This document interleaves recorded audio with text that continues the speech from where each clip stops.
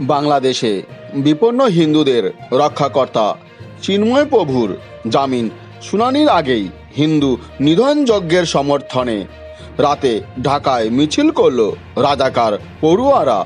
আর ওই মিছিল থেকে রাগঢাক না রেখেই হুঙ্কার ছাড়া হলো উত্তর পূর্ব ভারতকে টুকরো টুকরো করার।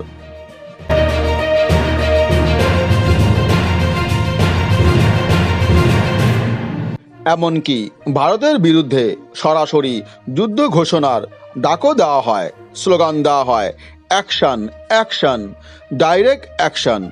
মিছিলে অংশগ্রহণকারী পড়ুয়ারা ভারতের জাতীয় পতাকাও আগুনে পুড়িয়ে দেয়। সবচেয়ে লক্ষণীয় বিষয় হলো ভারতের জাতীয় পতাকা পোড়ানোর সময় নীরব দর্শক হয়ে দাঁড়িয়েছিল ঢাকা মহানগর পুলিশের সদস্যরা।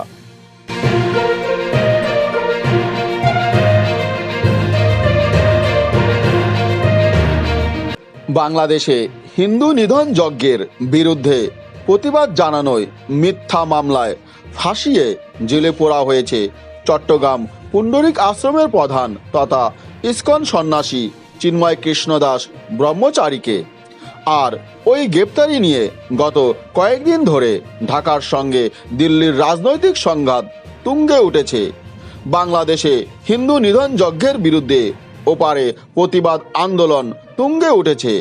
সোমবারেই আগরতলায় জঙ্গিমূলক কাজকর্মে ইন্ধন যোগানোয় অভিযুক্ত বাংলাদেশের সহকারী হাইকমিশন অফিসে চড়াও হয় ক্ষুব্ধ জনতা। বাংলাদেশের জাতীয় পতাকা নামিয়ে ছিঁড়ে ফেলা হয়।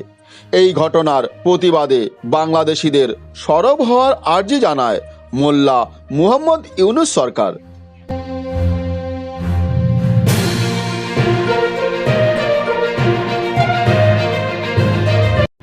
মোল্লা মোহাম্মদ ইউনুসের ডাকেই সাড়া দিয়ে সেই রাতেই রাজপথে নামে বিভিন্ন জঙ্গি সংগঠনের ছাত্ররা।